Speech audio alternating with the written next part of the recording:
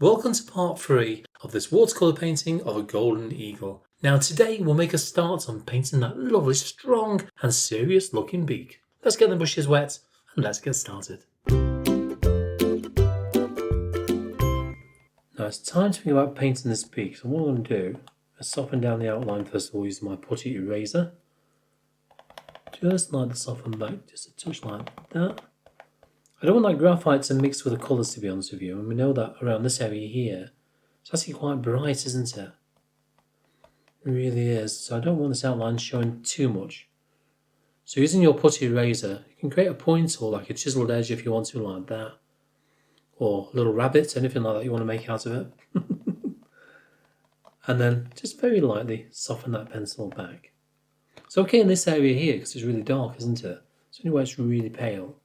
If you remember, when we worked on the eye, we had a lovely yellow already made up, which is this one here.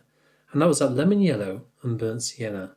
Now we carry on using that one, but what we're going to do is enrich it a little bit more with a little bit of cadmium orange, but we'll do that after we've got the first wash on. So, first thing is first, re-wet that colour. Grab some more yellow. So just got off camera there, see? There you go. So re-wet your yellow there and add some of that into this well here. Grab some more of your burnt sienna. So remember, this was originally lemon yellow and burnt sienna, but we'll change that in a bit as well. So burnt sienna, if you recall, was this one here.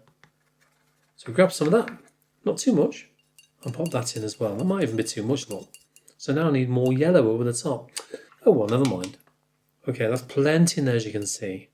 Now the first thing I want to do, to be honest with you, go for your brown colour. Remember we mixed this in part 1. If you recall, that's Payne's Grey and burnt sienna. I'm going to use that, just go over some of those outlines a little bit. Very lightly. Barely touching the paper. So you've got a very, very fine line. You've got to remember not to have too much paint on that brush when you do this. And this will preserve those pencil marks. Bit of a line just around there which is going to be blended. Then the centre of the beak here, look. Very, very fine. Then that kind of hooks up a little bit right at the end, like that. And then towards the under edge. Don't worry about any of that, that's fine. The nostril you need to do. Go for your size 6 brush. Okay, I'm going to use that one to work those yellow areas first of all. Don't try and do both areas at once because they'll blend together if you're not careful. Even though when you are careful, they can blend together. Now at this stage, don't worry about any fine hairs, or feathers if you wish, coming across onto the yellow parts of the beak. It doesn't matter, it really doesn't. Then all the way down towards the central area there. In fact, I'll tell you what I'm going to do. Go over that again, make sure it's definitely wet. I'm going to go over to the bottom part as well, the bottom part of the beak, or the lower mandible. Okay, just down there. Grab some of your yellow. Now note how it's really bright along the top here, so lay off that area. Lay off it. Don't go near that area. Not at this stage anyway. Oh well, you can, but you only want to put just a tiny, tiny hint of it within that area. That's about it. Remember how bright that section is.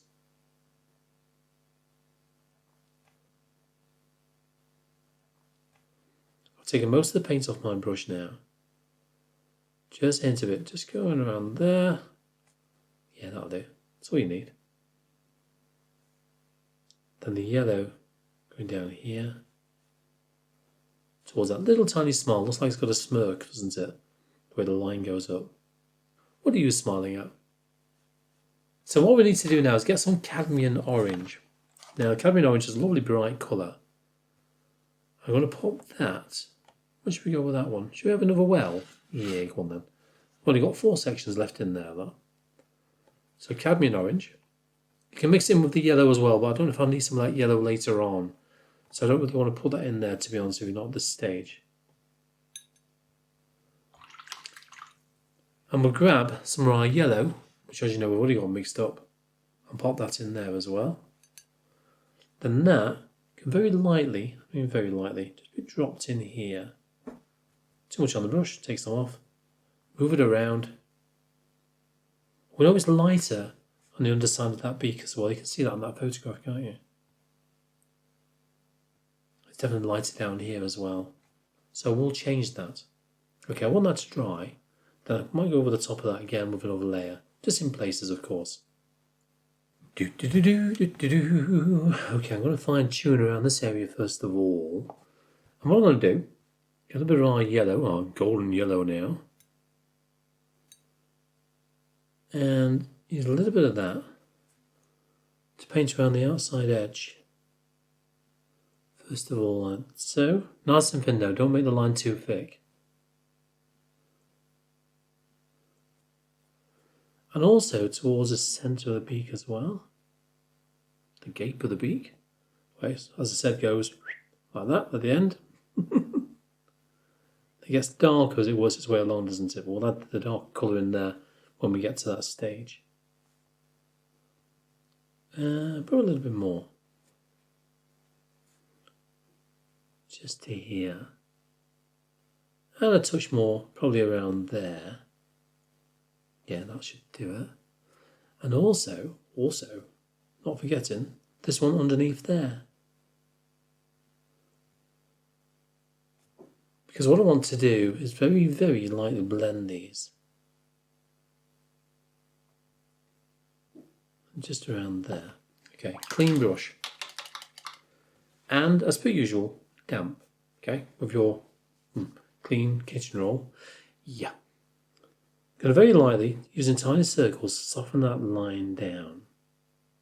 So it blends. So it blends from the deeper colour into the lighter colour. You can't really see where it transitions there, can you? And then the same, you're working your way down now, not a bit too wet. Working your way down the side of the beak. Just something like that. Soften the inside edge, not the outside edge of this line, but the inside edge. A little bit of water there, for example. And tiny circles. Give that a tickle, like that. And soften that back. So it sort of gives it more of a curved feel like that, doesn't it? And the same with the central area as well. We have to do both sides of that. Don't blend it too much though. We have to add a little bit more in here. Now this section, yeah, it's more of a sort of bluey, yellowy colour, isn't it? So we've got to be careful with that. Because if we add more of a sort of deep bluey black in there, it could make it turn green. We don't want that, of course not. So what we need to do is look at the yellows first of all. For example, get some of this colour again. This area here, a little bit of a mark coming around like so. We'll blend this like we did down there. And towards a nostril, there's a fine line. It's a fine line, that is. It's going down towards the edge of the nostril there. Another line down here, which will obviously put into more of a sort of grey-black colour. So what I'm going to do, I'm going to put some of this in here anyway, because I want to. I know I can. Yeah, why not? Who cares? Just down there. Thinking about the shape again, thinking about that curve within this area here. A little bit of water, not too wet again. Add that in over the top. Grab some of our dark colour, but a tiny, tiny amount from the side of your mixing well. There might even be too much. And tap some in first of all like that. Clean brush again. And very lightly blend that in there. Just darkens and dullens that one section. Leaving a gap between the nostril and this dark area, that might be a little bit too close. So adjust it as you go along. Play with the colours. Working in small areas at a time, that's all I'm doing here. Same applies to here. Dampen that down to very lightly soften the top edge of this for now. So it lightens as it goes over the top there. Yeah. Maybe a little bit on the bottom. Yeah. The same with that one. And already we're getting some shape within this beak, aren't we? That's what I want. Okay, now using a small amount of water in there. So it's very watery black. Let's just define some of these edges now, just a touch more now. To work out where things go. It's got a line coming down here. Just to work out where things go on there more than anything. And the same with the nostril. You can block that in if you want to with a weaker version for now. And we'll go in there with the darkest version later on.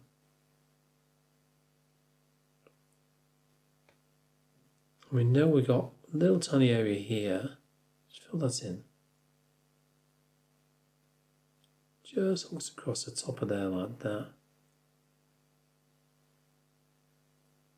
Then just beyond it. Then that cuts back in again that way.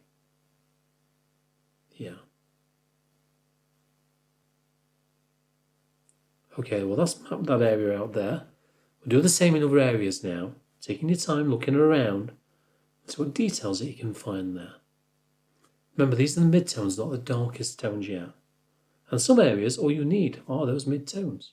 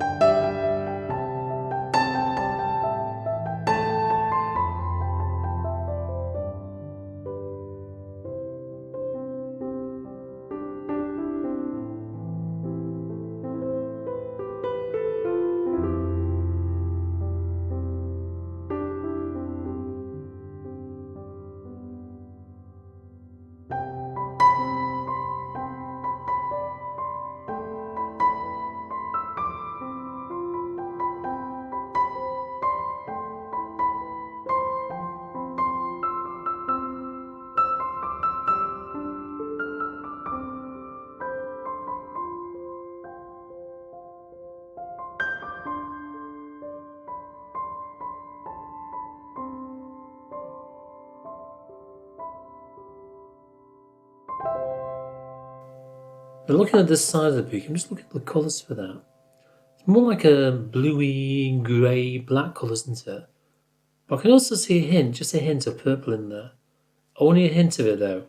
So what I'm thinking of doing, get my old mixing brush again. I'm going to make up a mix of French ultramarine, which will be that one there. And you want this more to, let's say, a watery consistency to begin with. We'll make it a little bit thicker as I go along. So French Ultra, or Ultramarine Blue, whichever one you've got. Payne's Grey. Put that in there, like that. And then, ooh, I need a bit of purple, but which one shall we use? What about mauve? Try that. Just a touch of purple in there. Remember, you want it fairly watery for the basic foundation wash on there. Ensure this is all dry first though, okay? Back to the size 6 brush. Wet that front part of the beak, then we can start using that colour. Probably need to wet it once maybe. Allow that water to soak into that paper again. Be very careful when you go around this edge here. Oh, we've got the yellow part of the beak there. Very careful. Try not to allow that water to puddle up either. And you can see when you look at that on the camera at the moment, that's actually quite wet on there. There you go. Look. See how wet that is? I've still got some areas I've not covered yet. Again, I'm putting my head to one side and seeing where I've missed. I can see quite a few areas there. Right. Let's get some of that colour. Start off in the darkest area first of all, just in case it's too rich. Not too bad actually, is it? Really isn't. And the colour will only go where the paper's wet. So you can allow it to flow if you want to, allow it to flood through.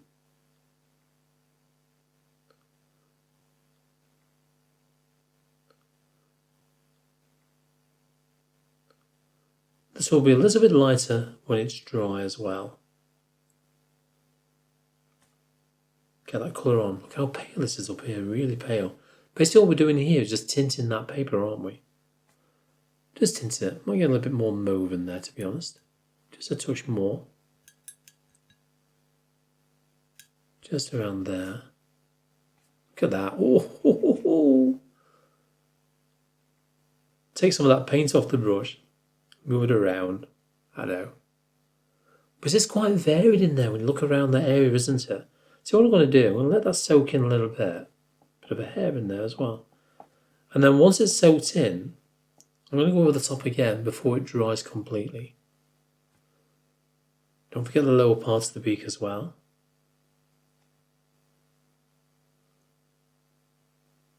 Putting that colour in like so.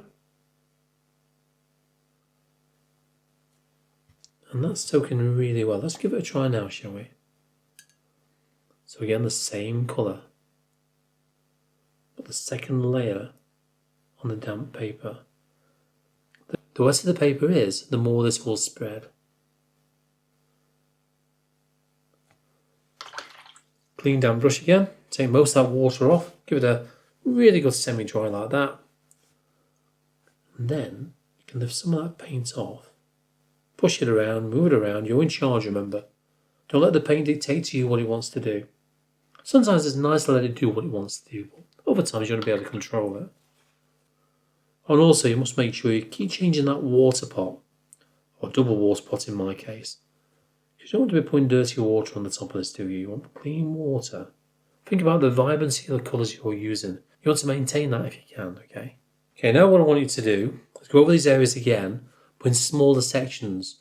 Now it's really bright along the top part of the beak here, isn't it? But when you look around, let's get some more paint. Keep mixing it as well. Just tend to separate sometimes. That'll be the French ultramarine in there that does that. When you look around this area here, let's add a bit of a block of colour there first of all. Then of course we'll blend that. Now we can see some white lines in there, and you know what we'll be using for white lines? Of course, white paint. Yeah. So like the eye, you don't need to worry about any white areas as such. That just saves having to reserve the white of the paper. I know that's the traditional way of working with watercolours, but you know, I'm not a traditionalist, I know. I paint the way that I want to paint.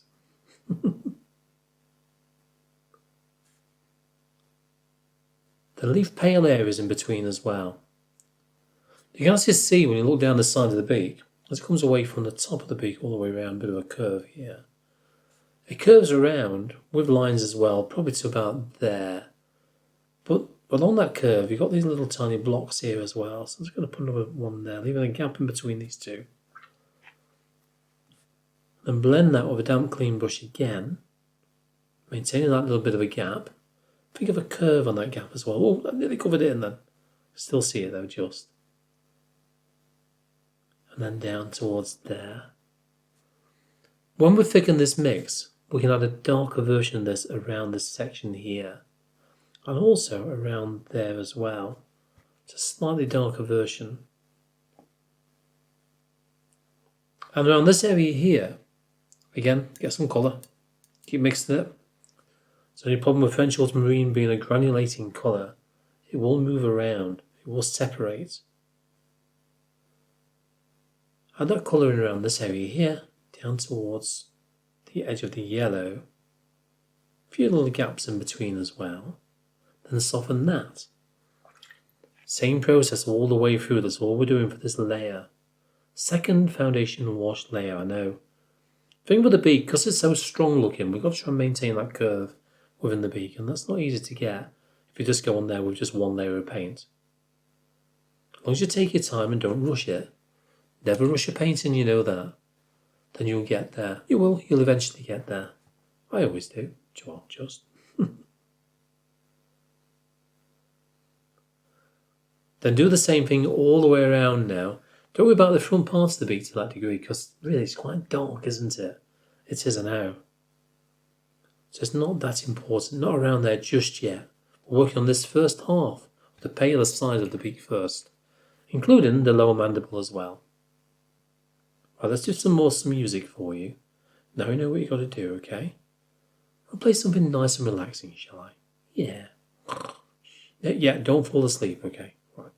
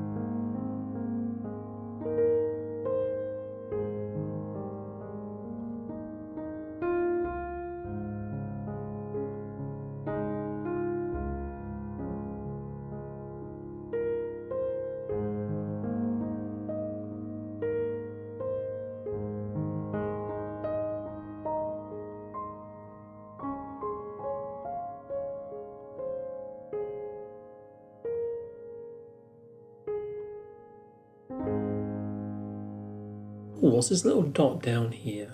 Take that off a minute. Damp clean brush. If you make a little mistake or spillage, take it off quickly, like that. Oh, there you go. That's just about disappeared. That should just about do. Yeah, that'll do. Now, painting something like this is really good fun, isn't it? Especially when it's a wildlife subject.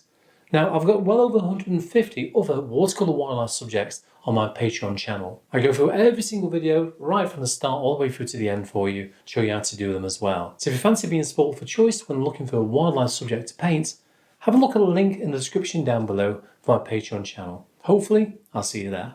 Now let's work on the front parts of the beak now that we've got the mid-tones on for this half of the beak, and also the basic details in there as well, haven't we? Probably even be enough, we don't know yet. Let's block this in first of all, work out where things got to go. So first things first, this is the darkest side. Don't go to the dark side. Really dark side down here. Now the tip of the beak is slightly rounded. And you know we've got this light area around the side here. I need to put a bit of colour in there as well, looking at it.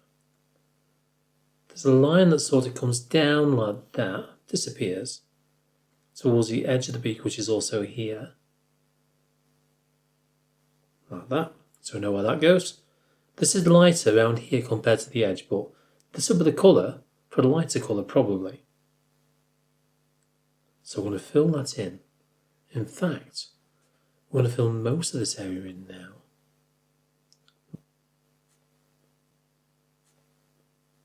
Not all of it, but just most of it, with a sort of mid-tone colour. There, more around there. I'm going to get a touch of our, if you remember, phthalo blue, which we've got here, and drop some of that around this side. Look at that. Oh, yeah. This will show through a little bit when we had the darkest layer over the top. Just change the value, change the colour. So back to our lovely grey colour now. And start to add this in carefully, thinking about where some of these patterns go. For example, I've got a mark here where the edge of this darker area goes to.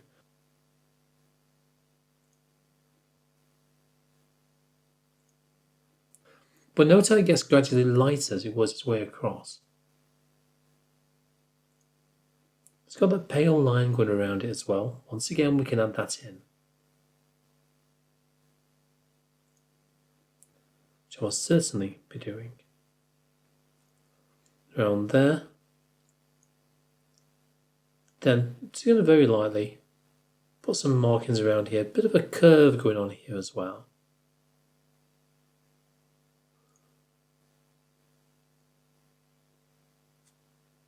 A bit more. That kind of goes around in a bit of a curve there. A few more markings. And we're nearly there for this mid-tone for this side as well. I'm not too worried about any little areas in there, or the little fine details, because we can add those in a bit, can't we? That's easy enough to do. Yeah, of course it is. Just getting the foundation washes right to begin with. Remember, these foundation washes really help play the part for allowing the details to stand out. They really do. And also plays the part of shape. Look at the shape we've already got going here. It's a little bit there now, isn't there, for this lower peak? Just down here. Yeah, let's put some more in there, shall we? That's going to be even darker around there. Nearly black, isn't it, down there? And that'll do for that foundation wash on here. The next colour we're going to be adding all over this will be our darkest colour. We'll do note as well, just notice down here. There's like a reflection of yellow down there, so I might have to add that in as well. We'll see how we get on when we get down to that area. When we paint down there anyway. Okay, right. So a quick break, and then start working on the darkest layer once this is nice and dry. And it needs to be bone dry before you do that. I remixed some of the colours, just make sure I've got plenty really, more than anything. And I made them a little bit thicker this time around. So we know that our dark one, the indigo and burnt umber, is more of a creamy consistency now. And this one, the French ultramarine paints grey and mauve, is going to be more of a milky consistency, as you can see in there. So use that one first actually. Start with that one. Load the brush, give it a roll, give it a tap or two, and then, hopefully with a clean hand, start working on some of those darker areas.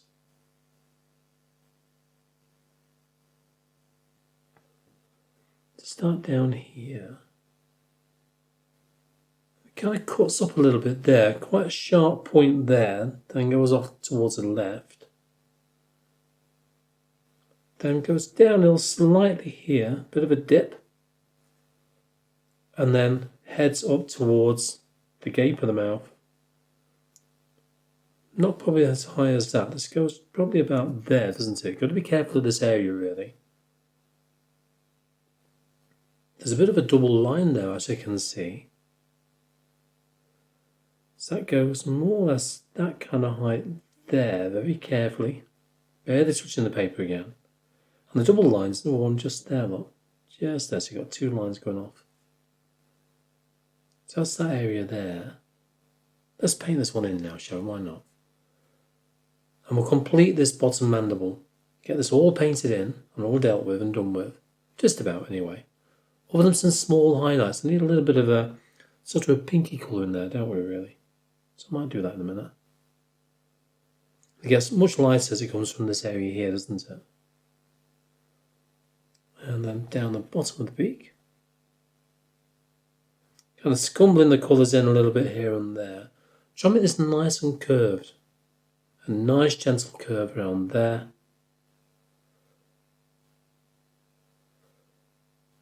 And just touch that in. I'll blend some of this shortly anyway.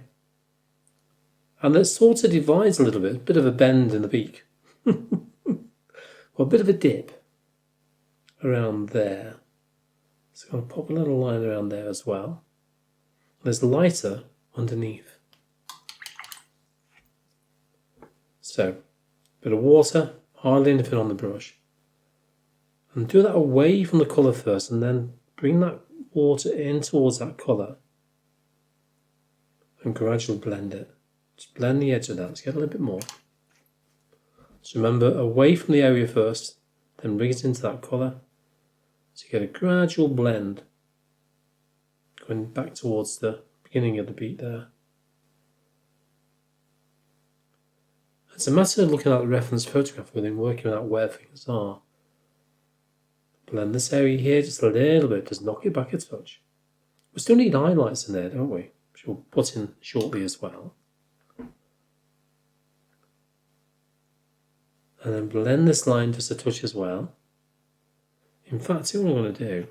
I'll put a little bit more of purpley bluey black colour. Probably around there. And I'll blend that as well as.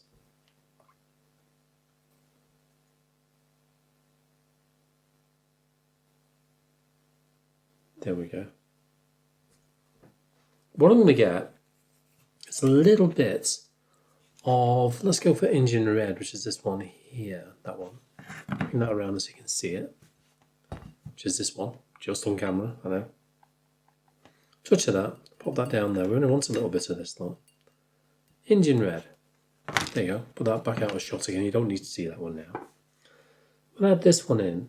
Too much on the brush, look. Just down to here, and also this little area here. Just a hint of colour within there. So then that's ready when we go over the top of that with our dark colours, isn't it? You know, a little bit of colour in there, and also around here actually, but not much. Hardly touching it at all. Very carefully. Yeah, maybe a little bit around here as well. And this needs to be darker there as well, doesn't it? It certainly does. As I said many times before, that my eyes are glancing back and forth at that reference photograph every few seconds. So my tablet's in front of me here.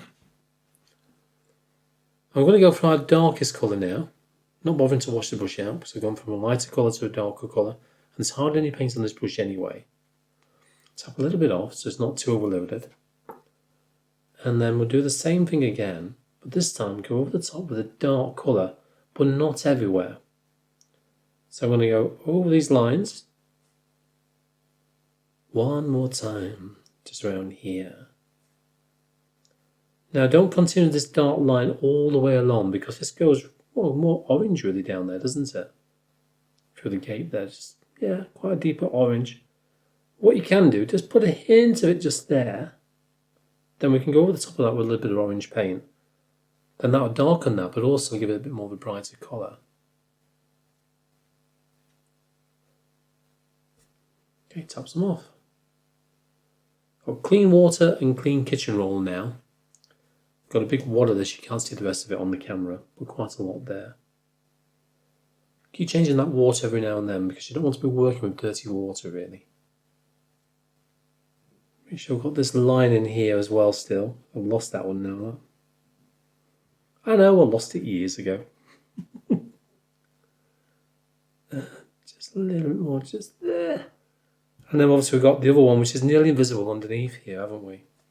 In fact, the one underneath, I can see just a hint of yellow under there. Let's go for that one actually, go for the lighter yellow.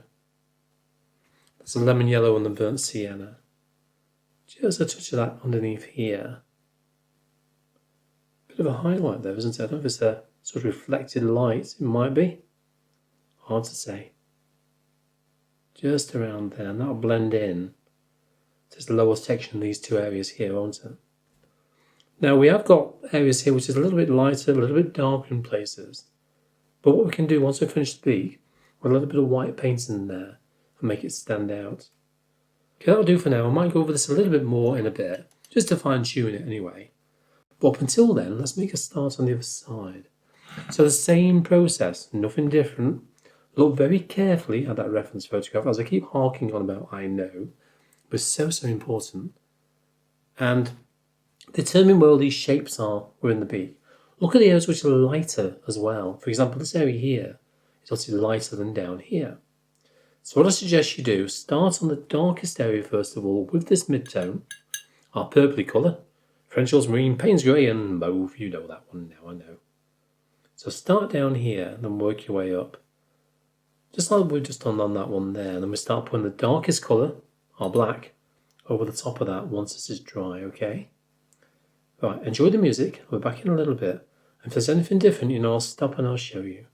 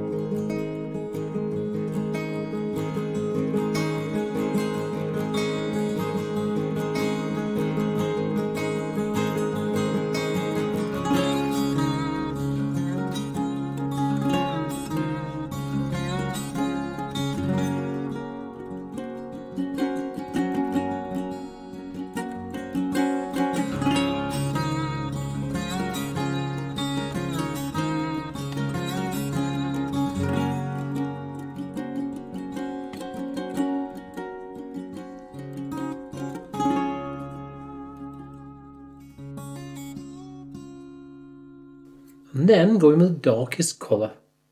As I said before, the same procedure. Of course it is, you know that. Load it, give it a tap or two. And very carefully, I'll stress that, go down the very edge. I said very again. Carefully.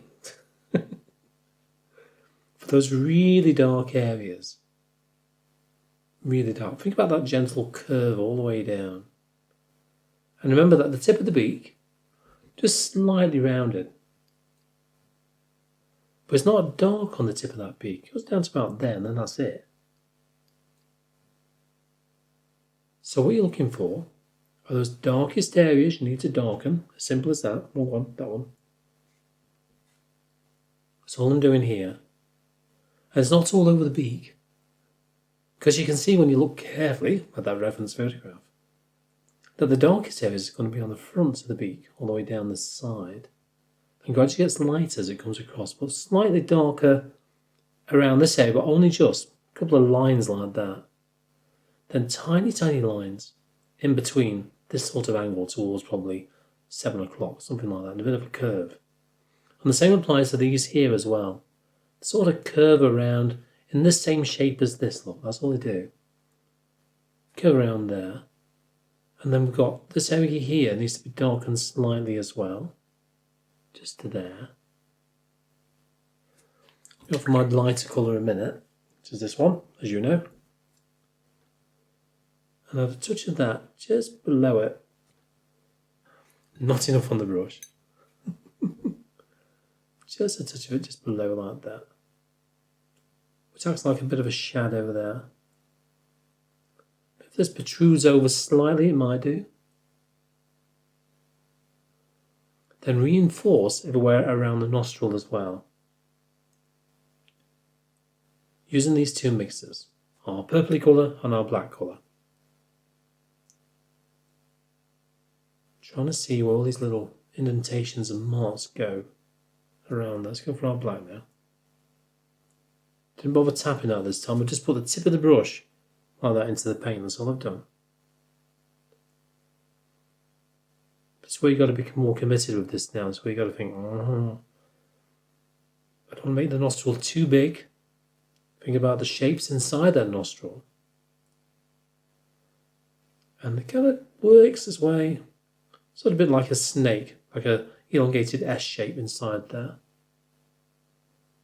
Comes up at the end here. Then very lightly go over the top of that area there. And we just about have ourselves a nostril. Just about.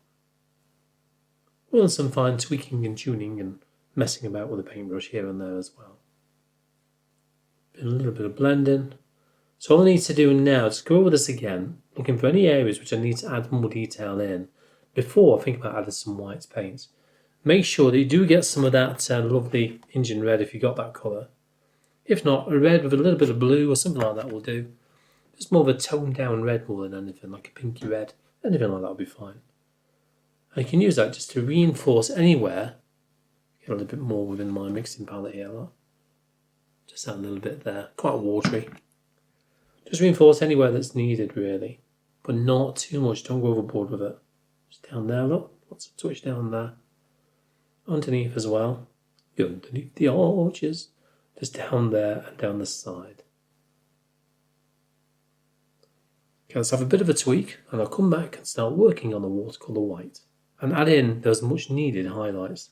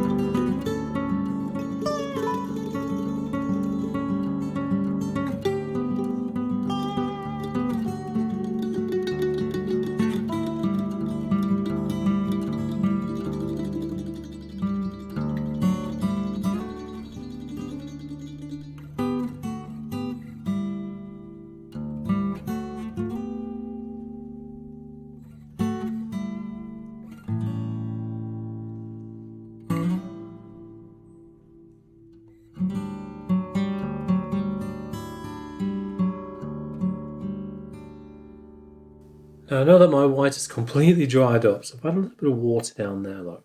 I would normally put my whites over my main colour palette here, and that would go in there.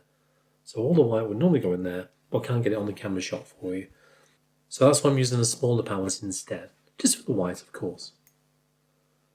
So a little bit of water in there, reactivate that white, because you know you can.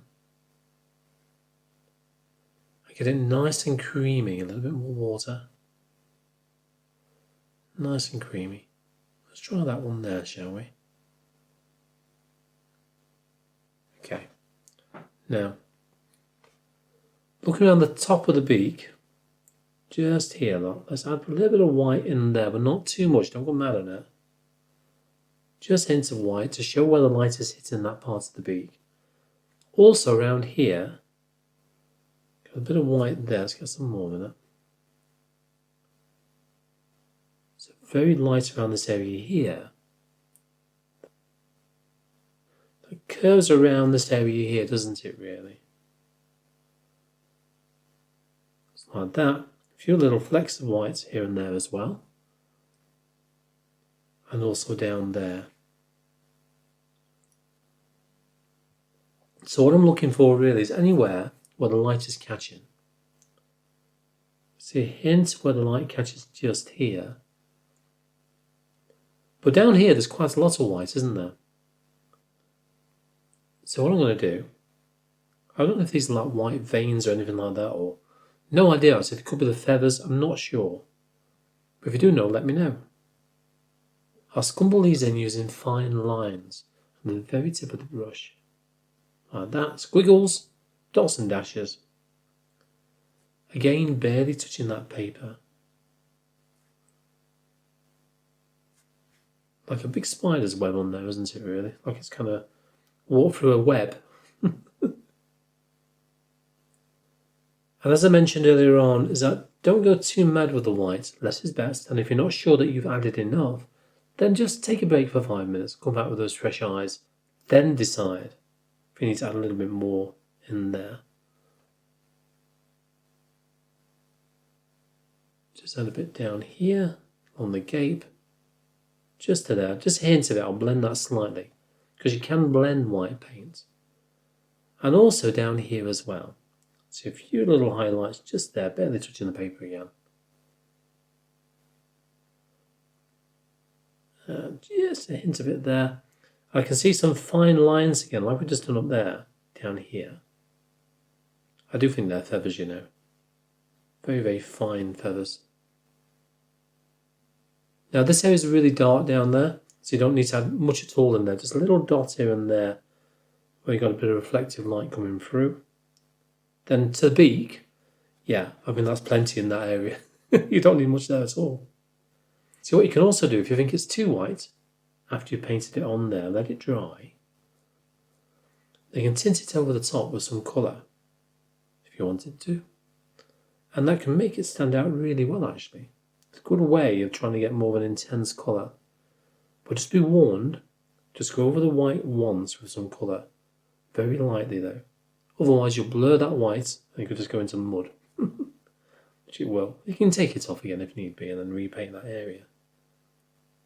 So that's it really. Carry on doing what we're doing. Look around for those lighter areas again and those lighter details.